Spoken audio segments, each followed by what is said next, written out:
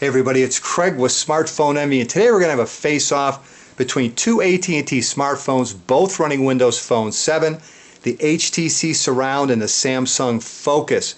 Both offer quad-band GSM as well as tri-band 3G. HTC Surround weighs in at a pretty hefty 165 grams. It's got a nice metal rim, encompasses the entire display. Battery cover itself is made out of a rubberized plastic.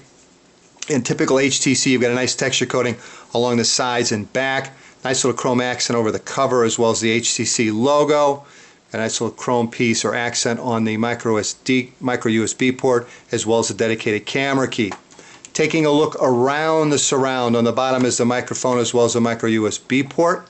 On the right hand side, dedicated camera key and volume rocker. On top is the power and lock key as well as the 3.5mm headphone jack. Now the Surround gets its name by sliding up on the back of the handset. You'll open up a couple of speakers that offer SRS surround sound. Got a nice little power key up here in the upper left hand corner as well as a kickstand on the back for watching Netflix movies. Netflix application is pre-installed by AT&T on the Surround. Alright, Samsung Focus weighs in at 119.4 grams, so it's considerably lighter. One reason it's so light is it's made out of high-grade plastic. You've got a metal rim that encompasses the majority of the phone on both the side and top. The back itself is a rubberized plastic. It's actually a very dark gray with very narrow black pinstripes. You've got a nice metal accent here around the camera. Also got a chrome accent on the volume rocker as well as a dedicated camera key and power and lock key. Taking a look around the Focus, on the bottom is the microphone, dedicated camera key, power and lock key. On top, 3.5mm headphone jack along with the micro USB port. Forgot to mention you've got a nice little chrome look on the door as well, and then the volume rocker. Let's talk a little bit about cameras. The HTC Surround has a 5-megapixel camera, LED flash, geotagging, video capture is 720p. The Samsung Focus again has a 5-megapixel camera with autofocus, LED flash, and geotagging. Also offers a couple other features such as smile detection as well as image stabilization, and again video capture is 720p. Battery on the Samsung Focus is a 1500 milliamp battery rated at 6 hours and 30 minutes of talk time on 3G. On the HTC Surround, it's a 1230 milliamp battery only rated at 4 hours and 10 minutes of talk time on 3G. Samsung Focus has a micro SD card slot. The battery does not need to be removed to replace or exchange a micro SD card on the Samsung Focus. Let's take a look at the displays. HTC Surround is a 3.8-inch LCD capacitive touch display showing 480 by 800 pixels. Offers multi-touch accelerometer sensor as well as a proximity sensor, easy for me to say. Just below the display you have 3 touch-sensitive keys: Bing search, main menu, home and back key. Alright, on the Samsung Focus you've got their 4-inch Super AMOLED capacitive touch display showing 480 by 800 pixels. Offers multi-touch accelerometer sensor as well as a proximity sensor, and again it has the 3 typical Windows Phone 7 touch-sensitive keys below the display: the Bing search, home, and back key. Memory on the HTC Surround, you've got 16 gigabytes of internal storage, 448 megabytes of RAM, 512 megabytes of ROM. Samsung Focus has 8 gigabytes of internal storage, 512 megabytes of RAM along with 512 megabytes of ROM. Memory can be expanded an additional 32 gigabytes through the use of a micro SD card. Both of the phones offer Wi-Fi 802.11b, G, and N. Both of them have Bluetooth version 2.1 with support for A2DP. Both of the phones offer GPS with support for AGPS and come with Bing Maps. Neither phone can be used as a Wi-Fi hotspot out of the box. Both of them use the Qualcomm Snapdragon QSD 8250 1GHz processor. Obviously the operating system is Windows Phone 7. The Surround has what's called HTC Hub, which we'll take a closer look at, and the Focus has what's called Samsung Now, and again we'll take a closer look at that as we go through the user interface on our face-off. Alright, let's do our YouTube comparison. We'll also compare the SRS speakers versus the Samsung stock speaker that comes with the handset. They're both running off the same Wi-Fi network. Both of them have their the displays turned up as bright as they will go. Let's kick this off.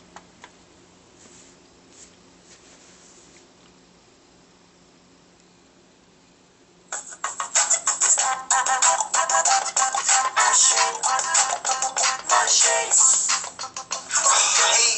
guys? Yes, I am at home right now. I'm at Mom's house. And nothing says Mom's house like beautiful smelling roses, cat That's the phone speaker. SpongeBob chia pet, SpongeBob coffee mug, SpongeBob cocoa mix, and a decapitated head. And there's your surround speaker. There's no place like home.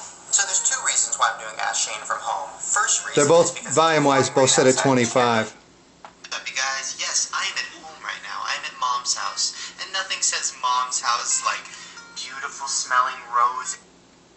See, but trust me, it's wet out there. Wetter than Oprah's vagina when McDonald's announced to make ribs back. Uh-oh, that wasn't age appropriate.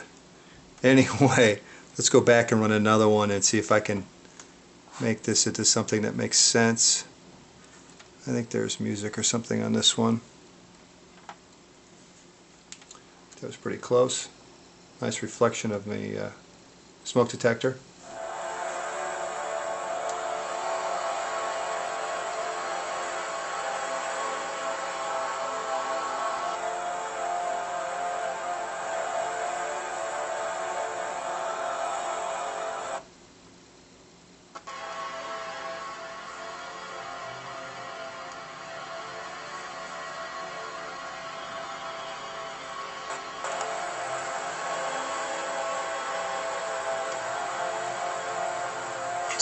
It's over. Jeremy, we can still salvage this deal. There's still a chance. We can spin this in the positive. It's over.